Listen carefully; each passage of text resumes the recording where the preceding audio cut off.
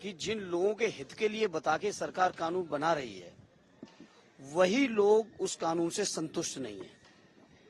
मैं समझता हूं कोई भी कानून देश में बनता है तो हितकारी लोगों को विश्वास और भरोसे में लेने के बाद ही बनता है। वक्फ में बहुत मीटिंगें हुई, बहुत सारे डेलीगेशन मिले, बहुत से रिप्रेजेंटेशंस गए और मैं समझता हूं सभी ने इस बिल का विरोध किया है। जो एग्जिस्टिंग बिल है, पुराना बिल जो जिसपे आज भी चल रहा है, उस बिल से लोग संतुष्ट थे, उस कानून से लोग संतुष्ट थे, उसमें संशोधन की गुंजाइश और जरूरत नहीं थी। लेकिन चूंकि सरकार को आप देख रहे हो, रक्षा की जमीनों का क्या किया, रेल की जमीनों का क्या किया और कई मंत्रालयों की जमीनें को किस तरीके से औने पौने दाम पर लोगों को दी गई। इसी तरह से बीजेपी सरकार के लोग वक्फ बिल में अमेंडमेंट करके, सरकारी अधिकारी कर्मचारियों की दखलंदाजी करके, अपनी सत्ता का उपयोग करके वक्फी जमीनों को पर से जो असली उसके हकदार हैं, जो लोग उसका इस्तेमाल कर रहे हैं, जिनके हितों के लिए लोगों ने वक्फ में जमीन दान की है, डोनेट की है, वक्फ की है, उस जमीनों पर बीजेपी की निगाह है इस कानून को संशोधित करके उन जमीनों को हथियाने की। बीजेपी कह रही है कि पॉलिटिकल पार्टी ने हाईजैक कर लिया है, तो मुसलमानों का आंदोलन था उनका आप लोग हाईजैक कर रहे हैं और भ्रमित किया जा रहा है। देखिए, पॉलिटिकल पार्टीज तो अगर कोई भी देश में परेशान होगा तो पॉलिटिकल पार्टीज की यही जिम्मेदारी है। अगर विशेषकर मैं अपोजिशन के लोगों की बात करूं, आज अगर वो आंदोलनरत हैं तो आखिर उनको आंदोलन पे आने की रास्ते जरूरत क्यों पड़ी?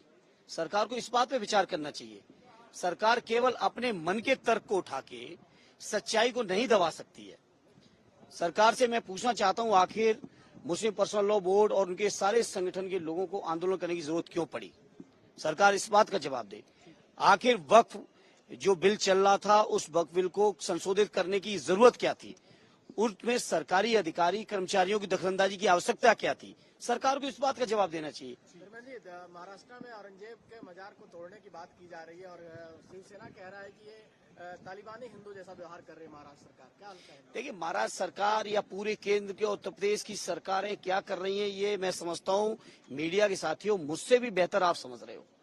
सरकार इस बात का जवाब दे कि 2 करोड़ रोजगार कहां गए। सरकार इस बात का जवाब दे कि 1.5 गुने समर्थन मूल्य की कानूनी गारंटी देने का 14 से लेके हर भाषण में सरकार के मुखिया ने, सरकार में बैठे लोगों ने भाषण दिए, वोट मांगे। आखिर किसानों की आमदनी की गारंटी क्यों नहीं मिल रही है?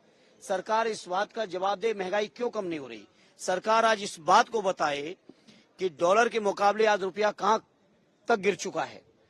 और जैसा प्रधानमंत्री जी अपने भाषणों में कहते थे कि रुपए की कीमत नहीं गिर रही, देश की साख गिर रही है, तो सरकार में बैठे लोग बताएं आज देश की साख कहां पहुंचा दी है। सरकार में बैठे लोग बताएं, जो विपक्ष में रहते हुए पूछ रहे थे और कह रहे थे कि हम देश में स्विस बैंक से काला धन लेके आएंगे, तो बताएं 11 साल पूरे हो चुके हैं सरकार को, 12 बजट पेश हो चुके हैं, बहुत सारे कानून भी संशोधित किए गए।